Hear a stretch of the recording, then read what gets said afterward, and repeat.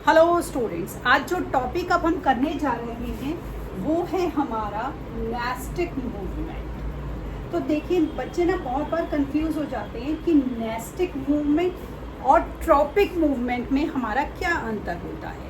तो इसके ना बहुत ही हम जैसे बोले साइंस में हम टेक्निकल शब्द यूज़ कर लेते हैं तो बच्चे बिल्कुल कंफ्यूज हो जाते हैं, मैम बिल्कुल ही नहीं समझ आ रहा क्या लिखें क्या नहीं लिखें। तो आप सिंपल एक बात इसको मैं सिंपल तरीके से समझाऊं तो जो नेस्टिक मूवमेंट होती है ना वो हमारी नॉन डायरेक्शनल मूवमेंट होती है और जो ट्रॉपिक मूवमेंट होती है वो हमारी डायरेक्शनल मूवमेंट होती है। तो नेस्टिक मूवमेंट हमारी क्या होंगी, बेसिकली नॉन डायरेक्शनल मूवमेंट। अब जैसे कि क्या होता है, जो हमारी ट्रॉपिक मूवमेंट होती है ना वो प्लांट के किसी किसी हिस्से पर असर डालती है। जैसे हमारा जो रूट है उस पर ग्रेविटी ने असर डाल दिया, स्टेम पर हमारी सन की लाइट ने डाल दिया, और जो हमारा कैमोट्रापिज्म था वो ओवरी और मेल फीमेल पार्ट पर डाल दिया, सारे पर नहीं डाला। तो जो हमारी डायरेक्शनल मूवमेंट होती है मतलब ट्रॉपिक मूवमेंट होती हैं वो किसी किसी पार्ट पर पौधे पर इफेक्ट डालती हैं, लेकिन जो नेस्टिक मूवमेंट होती है वो ऐसी नहीं होती। नेस्टिक मूवमेंट पौधे के हर पार्ट पर इफेक्ट डालती है। उसके बाद नेस्टिक मूवमेंट हमारी नॉन डायरेक्शनल मूवमेंट होती है। ये तो मैंने आपको अंतर बताया इसके बीच के डिफरेंस को कॉमनली समझने के लिए। अब टेक्निकल मतलब हम डिफाइन करेंगे इसको, डेफिनेट भाषा में हम अगर लिखना हो तो इसका अंतर क्या होता है। तो जो मेन डिफरेंस होता है हमारा ट्रॉपिक मूवमेंट और नेस्टिक मूवमेंट का, कि इसमें जो हमारा जो रिएक्शन टू स्टिमुली है ना is not determined by the direction of the stimulus.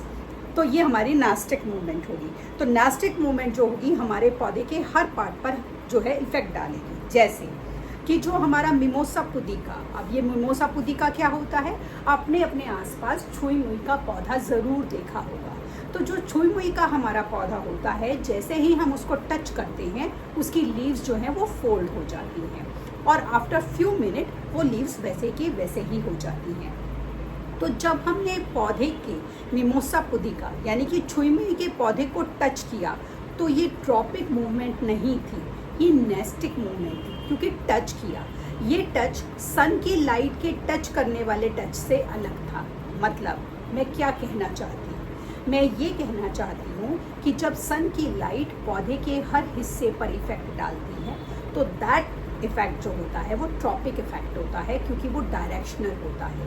लेकिन जब हम किसी पौधे के पत्ते पर को छूते हैं और वो फोल्ड हो जाता है तो that touch is not a directional touch, that a non directional touch, और इसीलिए that touch is known as हमारा नेस्टिक टच। इसे हम थिग्मोनेस्टी बोलते हैं, थिग्मोट्रॉपिज्म नहीं बोलते हैं।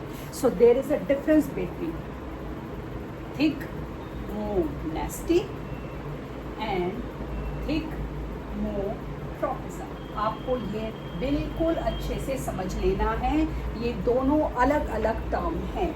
थिग्मोनेस्टी हमारा क्या है, ये टच के लिए है, ये भी टच के लिए है, बट ये टच ह्यूमन टच होता है और ये टच हमारा सनलाइट का टच होता है। ये हमारा नॉन डायरेक्शनल है,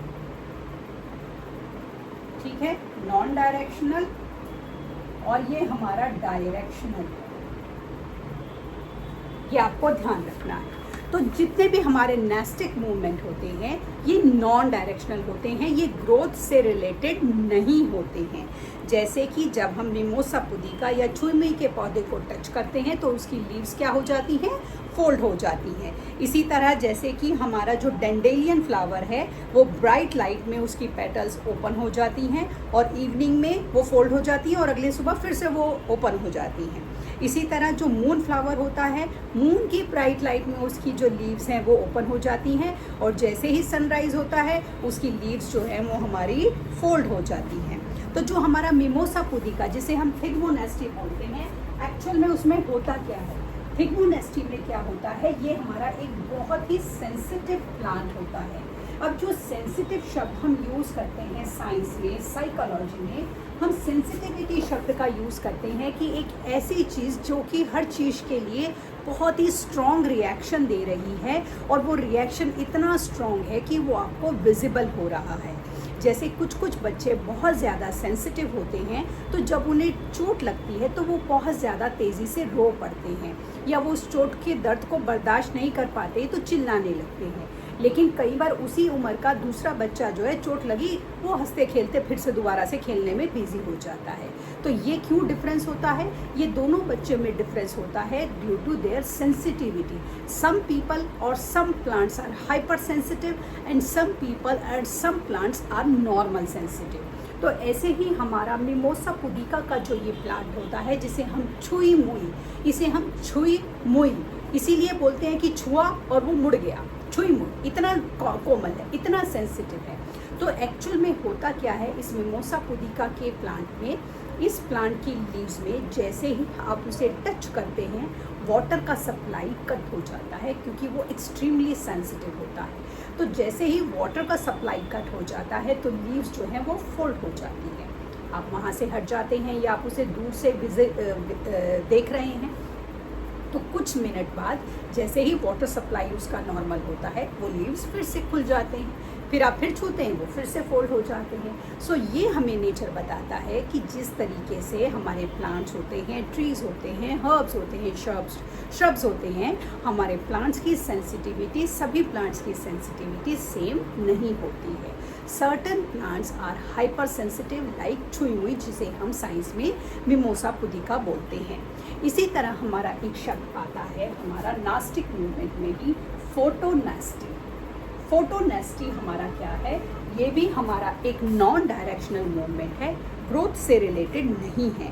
तो जब हमारा क्या होता है, प्लांट की पत्तियाँ या प्लांट के पौधों की या फूलों की पत्तियाँ नॉन डायरेक्शनली वो रिस्पॉन्स टुवर्ड्स लाइट देती हैं, तो उसे हम फोटोनेस्टी बोलते हैं।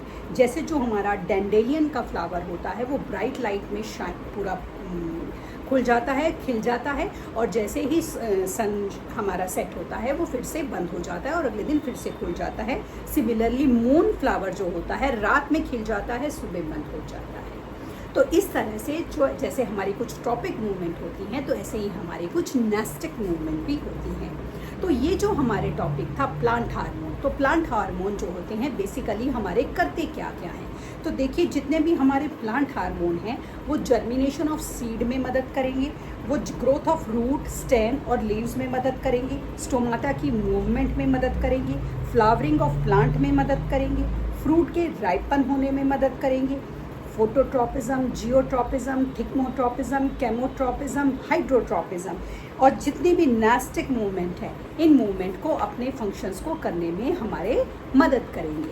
तो जिस तरीके से हम लोग अपने रिएक्शन टुवर्ड स्टिमुली देते हैं अपने हार्मोन्स और अपने नर्वस सिस्टम के ज़रिए, ऐसे ही हमारे पौधे रिस्पॉन्स टुवर्ड स्टिमुली देते हैं अपने प्लांट हार्मोन्स के ज़रिए, जिन्हें हम पौधों के हार्मोन या फाइटो हार्मोन्स बोलते हैं।